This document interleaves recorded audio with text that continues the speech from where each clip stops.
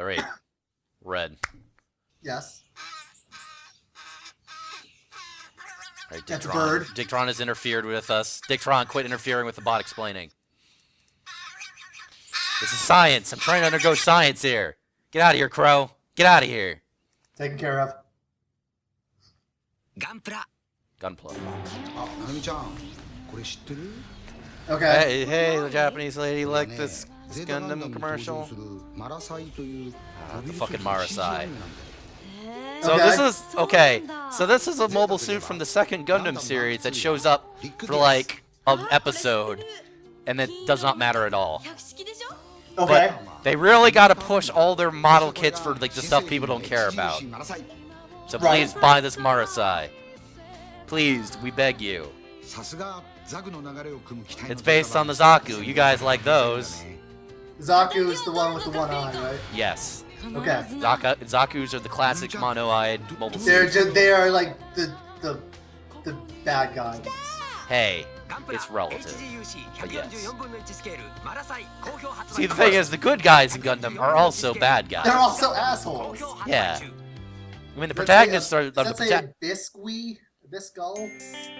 I didn't see which one you're looking at, but... No, that was on the box. Wow. Look at all these robots. Okay, yeah, point to that act guy and that Gulgoog. Those are good. Okay. Don't buy your children... No, don't buy them an Astray. Those are ones that have swords, but normal swords... Is it really called Astray? Yeah, like, not without the H. Yes, but I know. But yes, and that the whole thing with them is like, oh, we have a basic model, and like a bunch of customized shit. They got swords.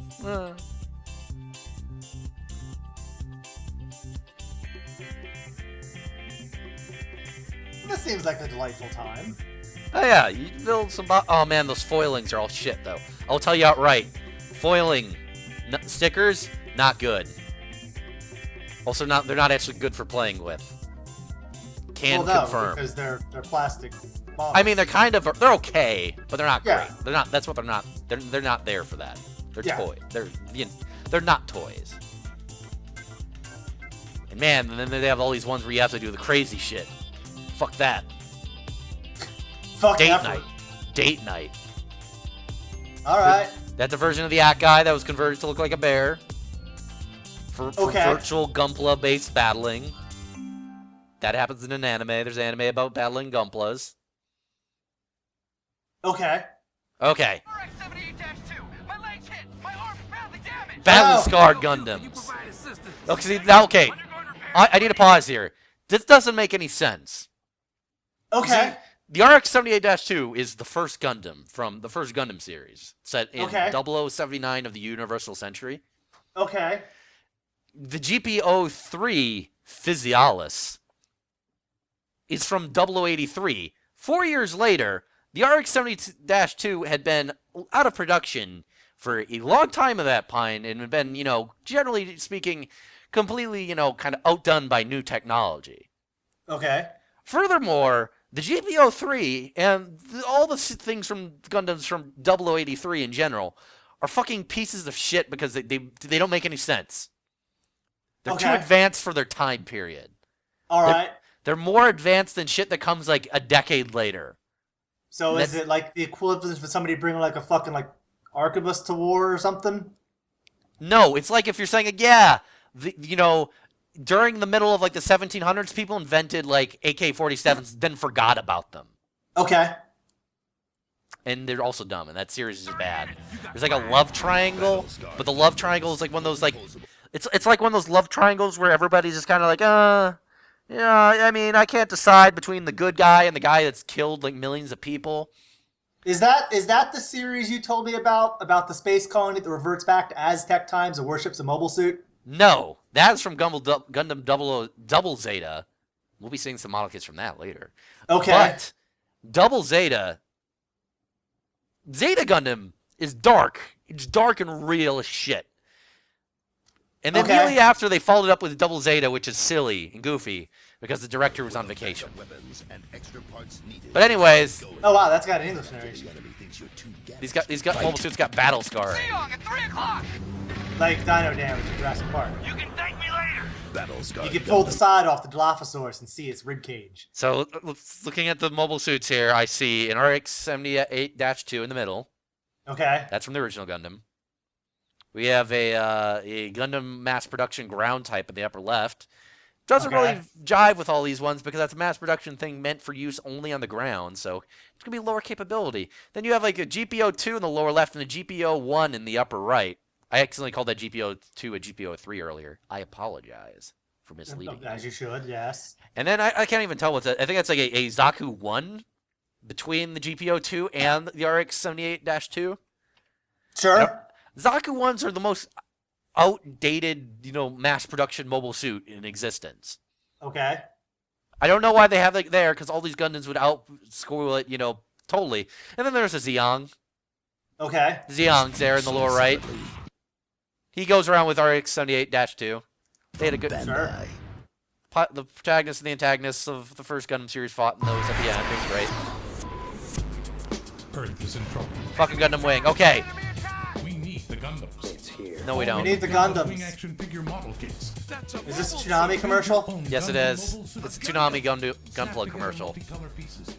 So I need to explain to you the plot of Gundam Wing. You don't need glue to build Gunpla. Pick your favorite, But you could if you wanted to. collect them all. They would make things hold together better. Yeah. Gundam Wing action figure model kits. Only from Bandai. I need to explain to you the plot of Gundam Wing All before right. we go on. Okay. All right. So, a bunch of scientists make a Gundam that is so good. It's great.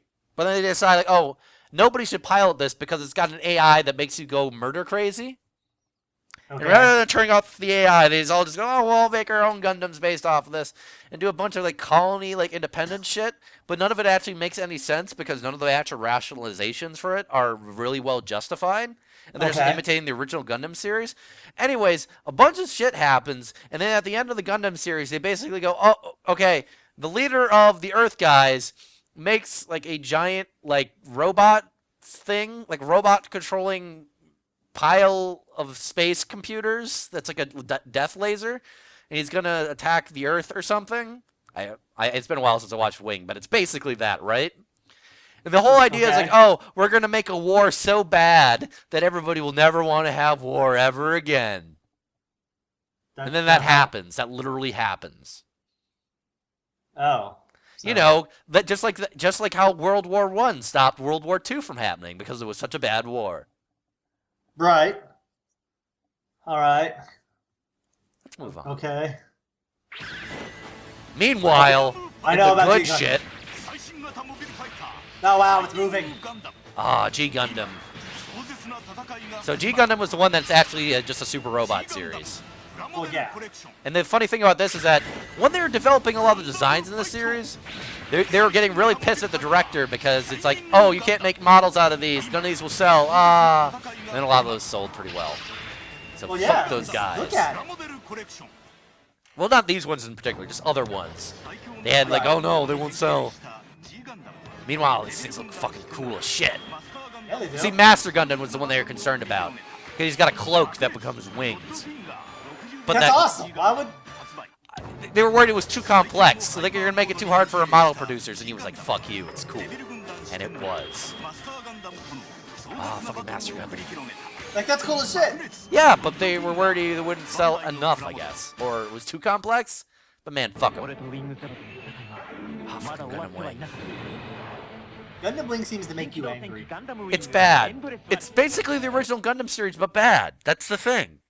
Right. Also, all the Gundams in it have like one gun. Is that bad? It's uninteresting. Like this guy, he's got a gun he can shoot twice. And he's got head shooty things. I like the tall geese, the guy in the upper left. He's alright. Alright, so here's a space colony that's being dropped on Earth as part of a terrorist act. Right. See, okay. Let's talk about the history of Universal Century. So, humanity moved into space, right? Okay. And created space colonies, and these space colonies were arranged in clusters known as sides at the different Lagrangian points. Lagrangian points are spaces and areas in space around between two orbits where there's a stable gravitational sort of attachment point where things in there don't drift too much. So the whole thing is that these colonies basically were created as part of, under sort of basically the umbrella of, hey, we had a Earth Federation that was kind of a United Nations, like all countries, like one world government type thing. Right.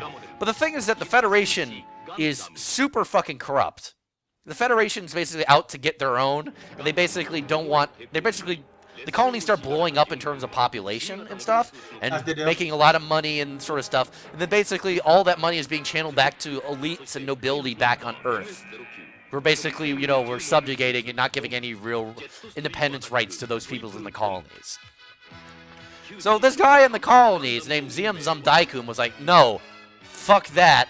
I'm going to form a republic based on the principles of, hey, the people in space should be ruled by themselves, you know, some revolutionary America type shit.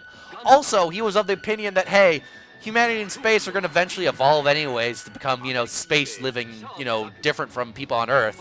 And then people learn to get along because, hey, psychics will get along, right? Oh. Thing is, after he had these ideas and he started the militarization, his best buddy was this guy named, I think... God, I'm gonna screw up which Zabi I'm talking about here. Okay. I But won't care the either way, the Zabi family basically was like, oh, great idea. Hey, we have a better idea. They killed Daikun. Basically tried to kill his children. His children secretly escaped. Oh. And basically, they took over Zeon, saying, oh, he was assassinated by the Earth Federation, and they turned it into a dictatorship rather than a republic. The Principality of Zeon. Okay. And then basically, instead of really pushing for space noid rights and, you know, the rights of the colonies, they basically went and did like a takeover plan of, oh, we're going to take over the Earth. Because, Feels like hey, a Star Fox level. Sorry, go ahead. but that was their whole shtick. But the whole thing, going through the original Gundam series, is that the Federation is corrupt, but Zeon is corrupt. But then a bunch of guys in the Federation are also from the colonies, though. They're not actually part of the, you know, the Earth Federation elite. So they want shit to turn out good. But at the same time, you also have guys within the Zeon that actually care about, you know, space noid rights and that sort of shit. Because, you know, hey, that's a good thing. Right. Also, the main antagonist of the series, Char, is secretly Kosval Rem Daikun. He's the son of Zeon, the fallen. I know, you spoiled me. Ah. And so he basically, throughout the series, he just keeps assassinating zombie guys, and it's really funny. Right. Just because, like, oh yeah, you're elite pilot, and it turns around and shoots a rocket launcher through a guy's face. That happens. That happened a lot. And that's basically how 0079 goes down. Eventually the Federation win because they make the Gundam.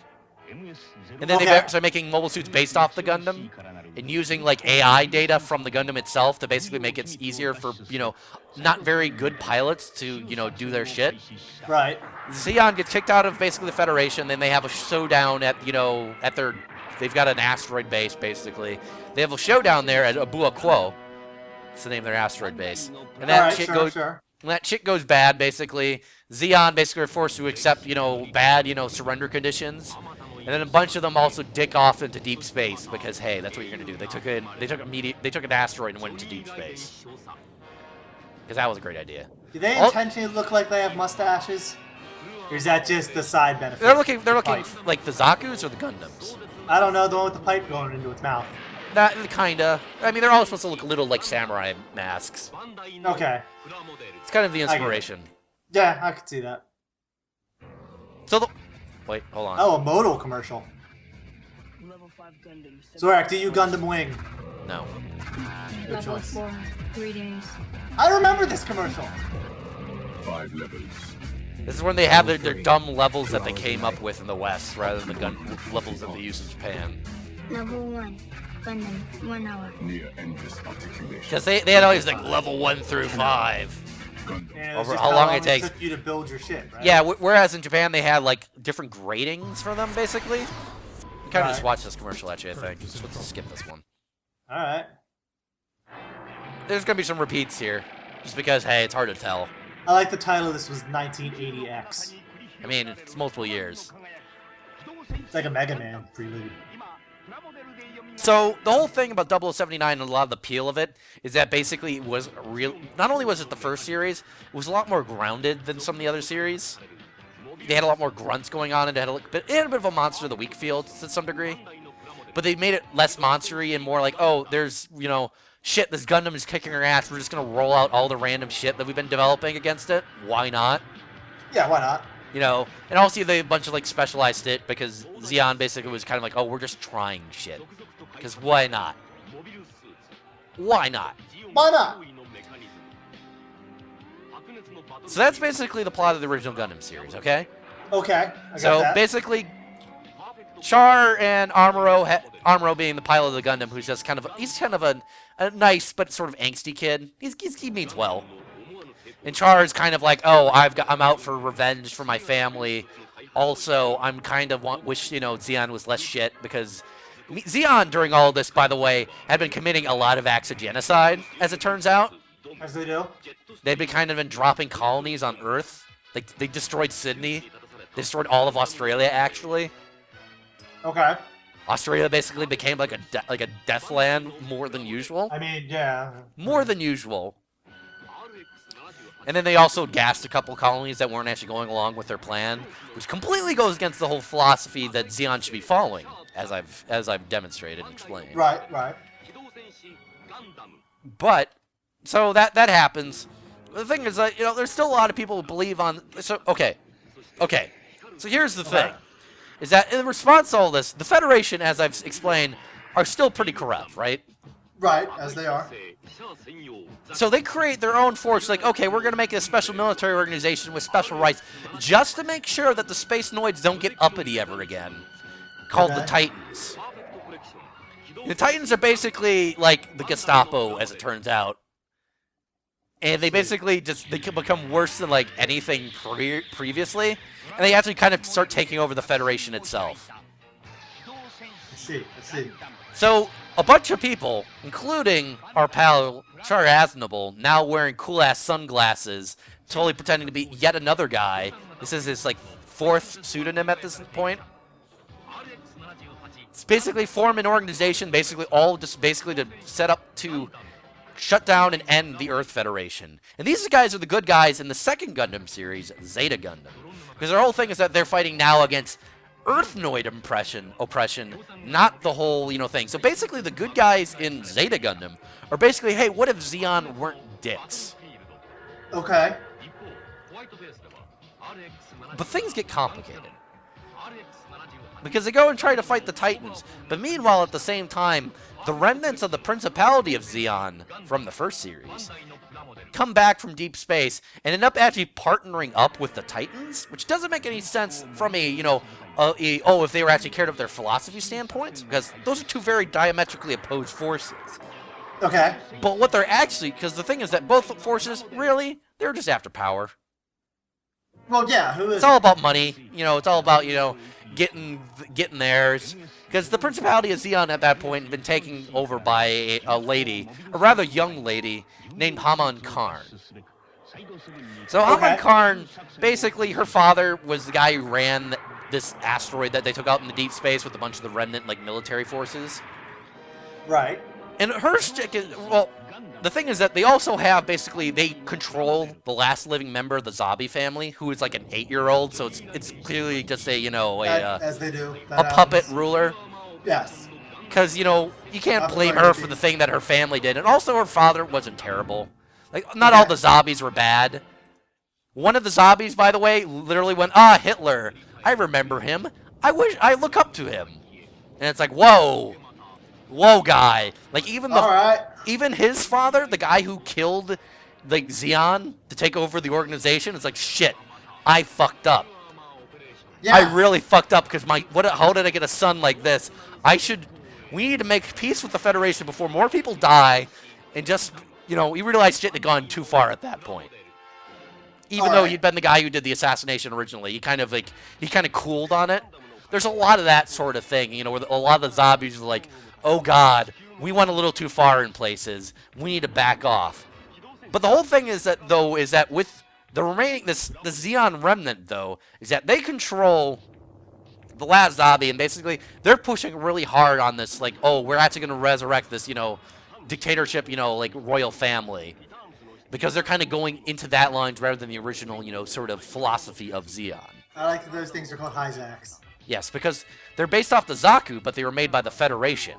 So they're Aha, okay. they're Federation variants of the Zaku because they've been when they took over, they got all like the military designs that both factions had essentially, and started incorporating them into their own technology. I'm realizing I just like the names of these. They got good names. This is the Mark II. Okay. Gundam Mark II. It's the second Gundam design. Well, yes. Yeah, thank you. Yes, the Titans made it, but then of course the Anti-Earth Union Group, or AUG, Rick Diaz. stole it. Orphan. The Rick DS is based off the Rick Dom, which is a thing from the original Gundam. The Rick DS is Okay. piloted by Quattro Bagina, also known as Char Aznable, who's cool. Okay. I wish he had his sunglasses. But, okay.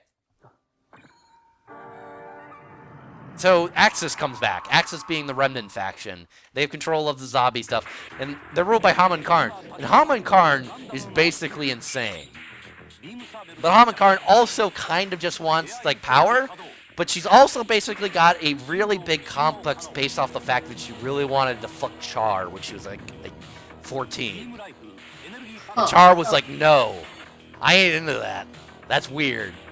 I'm bailing out the back. And he'd end up going to Earth to do his own shtick to make the Anti-Earth Union group. But she's really pissed about that. It's kind of weird. Nice. So Zeta Gundam was really good. Okay.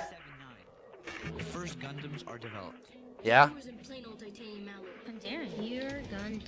Federation versus the Principality of Zeon. Yeah, that's what the Gundam's made out of. It's made that's where it got its name from. Gundarium alloy is a special alloy that just basically, you're able to shoot guns at it and nothing happens for the longest time. Eventually they do make stuff that can shoot through it. Well, of course they do. But the thing is also beam weaponry can pierce it. And for the longest time, the Zeon didn't really have a lot of beam weaponry. Visit GundamOfficial.com. The Federation had it early on, but then they started mass producing it. Okay. That one Gundam had tank treads. Yeah, those are the gun tank. Hi, Char Aznable. He's driving that Toyota. Yeah, He's gonna flip it. nah. He's gonna park it and he's gonna go and get that Zaku.